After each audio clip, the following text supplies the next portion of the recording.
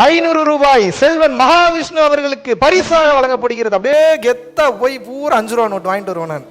மொத்த வேதங்களும் மொத்த இதிகாசங்களும் ஒரு சில வேதங்கள் மட்டும்தான் ஒவ்வொரு வார்த்தையிலும் அவ்வளோ அர்த்தம் இருக்கும். பாரதியார் அத்தனை பாடலை எழுதுறாரு. அன்னசத்திரம் 1000 வைத்த லாலயங்கள் 10000 நாட்டல் அன்னையாவினும் புண்ணியம் கோடி ஆங்கோரி அலைக்கு எழுத்தறிவித்தல்ங்கிறார். எங்கிருந்து எழுதினார்? எந்த புத்தகத்தை படிச்சு எழுதினாரு?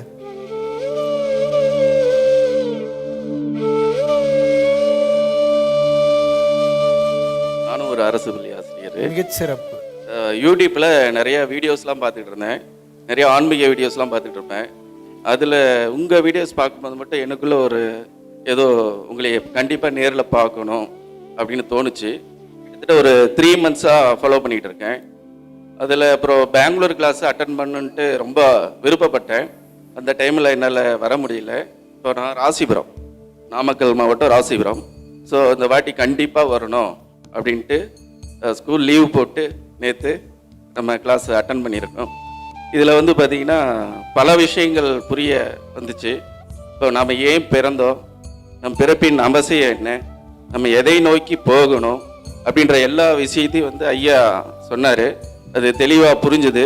இப்போ நம்ம அது எப்படி வந்து போகணும் அப்படின்ற யோக அடிப்படையில் சொல்லியிருக்காரு. அந்த யோக பயிற்சியை முறையாக தெளிவாக சரியாக செஞ்சால் எல்லாருக்கும் அந்த இறைவனோட அருள் கிடைக்கும், ஐயாவோட அருள் கிடைக்கும் என்பதை கேட்டு வாய்ப்புக்கு நன்றி கூறி விடைபெறுகிறேன். நன்றி, வணக்கம். உங்களுடைய உடல்நிலை மனித நிலையிலிருந்து யோக நிலைக்கு மாறும். அப்படின்னா என்ன? You are not a human anymore. என்னங்க மனுஷனாவே இருக்க மாட்டேன் நான். நீங்களாம் சொல்றீங்க நான்லாம் அப்புறம் மனுஷனாவே இருக்க மாட்டேன் சொல்றீங்களா? பில்டப்பா இருங்க. இப்போ மனுஷனா இல்லாமல் இருங்க. என்ன பிரச்சனை உங்களுக்கு? மனுஷனா இல்லாமல் இருந்துடலாமா?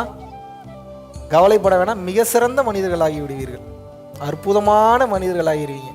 தெரிந்து செய்ய பார்க்கின்றேன் சொல்வேன் என்ற சிந்தை எல்லாம் தோள்கள் எல்லாம் பூரிக்குதடா அன்றந்த லங்கையினை ஆன்ற மரத்தமுடன் 2 திசை முகத்தும் தன்புழை வைத்தோன் குன்றெடுக்கும் பெருந்தோளான் கொடை கொடுக்கும் கையான் குள்ளநெறி செயல் செய்யும் கூட்டத்தின் குற்றம் என் தமிழர் மூதாதை என் தமிழர் பெருமான் ராவணன் கான் அவன் நாம உலகம் அறியும் வஞ்சகவி பூஷணனின் அண்ணன் என்று தன்னை வையத்தார் சொல்லும் ஒரு மாபழிக்கு அன்று நெஞ்சகனை நல்யாழி நரமுதனை தடவி நிறைய இசை செவ்வியமுது தருமுலவன் தன்னை வெஞ்சமரில் சாதல் வர நேரினும் சூழ்ச்சி விரும்பாத பெருந்தகையை தமிழ் மறைகள் நான்கும் சஞ்சரிக்கும் நாவானை வாழ்த்துகின்ற தமிழர் என்பேன் மறந்தவரை சடக்கர் என சொல்வேன். வீழ்ச்சி ஒரு தமிழகத்தில் எழுச்சி வேண்டும், விசையுடைந்த தேகத்தில் நன்மை வேண்டும், சூழ்ச்சிதனை வஞ்சகத்தை பொறாமை தன்னை தொகையாக நிறுத்தி தூளாக்கும் கால்சிந்தை மரச்செயல்கள் மிகவும் வேண்டும், கடல் போல செந்தமலை பெருக்க வேண்டும், கீழ் செயல்கள் விடவும் வேண்டும், ராவணன் தன் கீர்த்தி சொல்லி அவன் நாம வாழ்த்த வேண்டும். ஏதாவது புரிஞ்சுதா?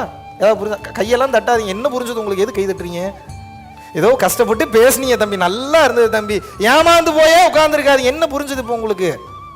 ஒண்ணுமே புரியா. இன்னும் பேசுவேன் நான். உரைசால் சிறப்பின் அரைசூவிலை திருவின் பரதர் மலிந்த பயங்களும் மாநகர் தீரா காதலின் திருமுகம் நோக்கி கோவலும் குறுமோர் குறியா கட்டுரை குலவி திங்கள் இமைவர் ஏத்த அழகோடு முடித்த அருமை தாயினும் உறுதி நின்னோடுடன் பிற புண்மையின் பெரியவன் தருக திருநுதலாகன அடையார் முனையகத்து அமர்மே படுனருக்கு படைவழங்குவதோர் பண்புண்டாகலின் உருவிலாளன் ஒரு பெருங்கருப்புவில் இருகரும் உருவமாக ஈக்க மூவா மருந்தின் முன்னர் தோன்றலின் தேவர் கோமான் தெய்வ காவல் படை நின களி கவதனிடை நினக்கிடையென அருமுக ஒருவனோர் பெருமுறையின்றியும் இருமுறை காணும் இயல்புடன் நன்றே அஞ்சுடன் நெடுவேல் ஒன்றின் முகத்து செங்கடை மலைக்கு இரண்டாயி திரு மயிரிழப்பீரும் மாயின் மனைநெறின் தன்கா நடையும் அன்னம் நன்னுதல் நன்னடை கழிந்து நன்னீர் பண்ணை நலிமலர் செரீரும் அரியதாமே சிறுபசிங்கிலியே அமிழ்தும் யாழும் அமிழ்தும் குளத்தின் மழலை கிளவிக்கு வருதினவாயின் நடமலை கோதையின் நலம்பாராட்டுதல் மறுவில் மங்கள அணிய அன்றியும் பிரிதனி அணிய பெற்றதை அவன்கொள் பல்லிருங்குந்தல் சின்மலர் அன்றியும் எல்லவில் மாலையுடைய எண்ணூற்றனர்கள் மாசரு பொன்னே வளம்புரி முத்தே காசரு விரையே கரும்பே தேனே அரும்பெறல் பாவா ஆறுயிர் மருந்தே மலையிடை பிறவா மணியே என்கோ அலையிடை பிறவா அமிழ்தே என்கோ தாழிடை பிறவா இசை என்கோ தாழிருங்குந்தல். என்ன புரிஞ்சுது? நான் பேசிக்கிட்டே இன்னும் போவேன் நான். எனக்கே மூச்சு வாங்குது. எதுக்கு இது இவ்வளோ தூரம் நான் சொல்கிறேன் அப்படின்னா, நல்லா புரிஞ்சுக்கோங்க. மொத்த வேதங்களும் இப்படி தான் இருக்குது. எப்படி இருக்குது? எப்படி இருக்குது? இப்போ நான் பாடினது சிலப்பதிகாரம். இதுக்கு முன்னாடி பாடினது வீரத்தமிழ்ன்ற தலைப்பில் பாரதிதாசன் பாடின ஒரு கவிதை. இன்னும் புறநானூறுலாம் போனால் நான் பாட்டுக்கு போயிட்டே இருப்பேன் நான். உரைசால் சிறப்பின்றது நம்மளுடைய சிலப்பதிகாரம். சிற்றில் நற்றுன்பட்டு நின் மகன் யாண்டுலன் என்ன வினவுதி என் மகன் யாண்டுலன் மாயினும் அறிய புலி சேர்ந்து போகிய கல்லலை போல ஈன்ற வயிறுதுவோ தோன்றோன் மாதோ போர்க்களத்தானே புறநானூற்று பாடல். வேற என்ன பாடணும் உங்களுக்கு? வேற ஏதாவது கந்தசஷ்டி கவசம் பாடணுமா? காக்க காக்க கனவுகள் காக்க நோக்க நோக்க நொடியில் நோக்க தாக்க தாக்க தடையிற தாக்க பாக்க பாக்க பாவம் பொடிபட பில்லி சூனியும் பெரும்பகையகல வல்லல் பூதம் வளாஷ்டிய பைகள் அல்லற்படுத்தும் அடங்கா முடியும் பிள்ளைகள் தின்னும் புழக்கடை முடியும் போனால் போயிட்டே இருக்கும். என்னென்னமோ இருக்குது பாட்டு, என்னென்னமோ படித்து வச்ச பாட்டெல்லாம் இருக்குது. இதெல்லாம் படித்து பார்த்து ஒரு கடத்தில் டயர்ட் ஆகிட்டேன் நான். என்னடா எதையோ மனப்பாடம் பண்ண சொல்கிறீங்க, உங்களுக்கும் அதுக்கு அர்த்தம் தெரிய மாட்டேங்குது, படிக்கிற எனக்கு அர்த்தம் தெரிய மாட்டேங்குது. ப்ரைஸ் மட்டும் ஃபர்ஸ்ட் ப்ரைஸ் 500 ரூபாய் செல்வன் மகாவிஷ்ணு அவர்களுக்கு பரிசாக வழங்கப்படுகிறது. அப்படியே கெத்தா போய் பூரா 5 ரூபா நோட்டு வாங்கிட்டு வருவேன் நான். சரி 500 ரூபா வாங்கிட்டோம், என்ன பண்ணலான்னா எங்கள் அம்மா பிடிங்கிடுவாங்க அது 500 ரூபாய். டேய் 1.5 மாதம் உட்காந்து மனப்பாடம் பண்ணேனேடா அதை. இன்னும் 500 ரூபாயே எங்கள் அம்மா வாங்கிட்டாங்க.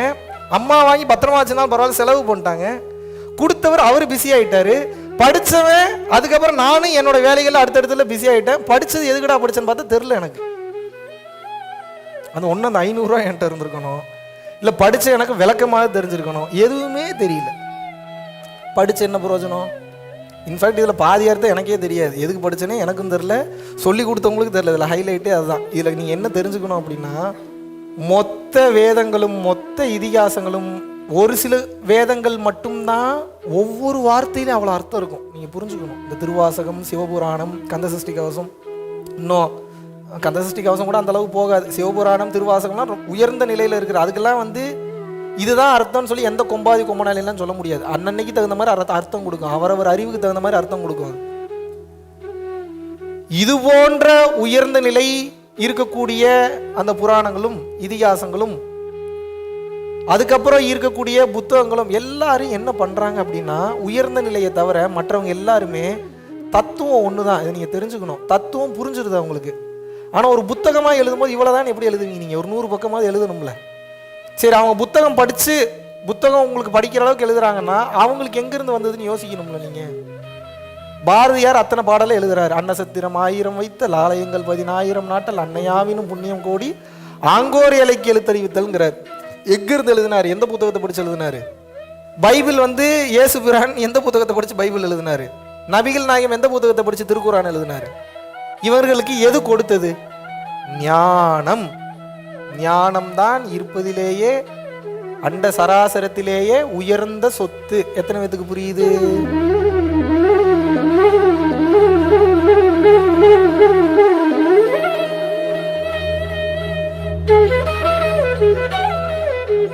பல லட்சம் மக்களுக்கு உணவளித்து அவர்களுடைய பசிப்பினியை ஆற்றுவதற்குண்டான ஒரு மாபெரும் வாய்ப்பை அந்த பிரபஞ்சமும் மக்களாகிய நீங்களும் இன்றைக்கு நமது அறக்கட்டளைக்கும் அறக்கட்டளையினுடைய நிர்வாகிகளுக்கும் மற்றும் தன்னார்வ தொண்டர்களுக்கும் நீங்கள் வழங்கியிருக்கின்றீர்கள். அதன் மூலியமாக பல உயிர்களுக்கு அன்னதானம் பண்ணிட்டு இருந்திருக்கோம். பல உயிர்களுக்கு பார்த்தீங்கன்னா வஸ்திர தானம், துணிமணி எடுத்து கொடுத்துருக்கோம்.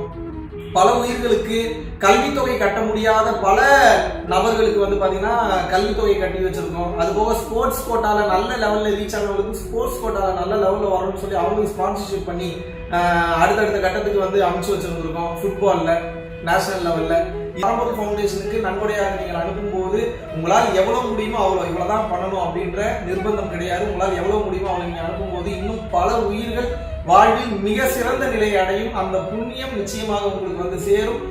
சோ உங்களது வாழ்வில் பல பிரச்சனைகளை மாற்றி அமைக்க பல டோர்ஸ் ஓபன் ஆக உங்ககிட்ட இருக்கிறத அதிகமாக வெளியே கொடுங்கள். உங்களால் முடிந்தவர்களுக்கு உங்கள் கைகளாலேயே கொடுங்கள். ஞானமும் இந்த தானமும் இரண்டு கண்களாக பரம்பொருள் அறக்கட்டளைக்கு எப்போதும் செயல்பாடாக இருக்கும். அதற்கு உங்களால் முடிந்த பண உதவியையோ அல்லது பொருள் உதவியோ நீங்க செய்யணும் விருப்பப்படுறவங்க ரெகுலர் பேசிஸ்ல பண்ணும்போது இந்த ஃபவுண்டேஷனை அடுத்த கட்டம் மக்களுக்கு உதவுவதற்காக நாம் நடத்தி கொண்டு செல்லலாம். நன்றி, வணக்கம்.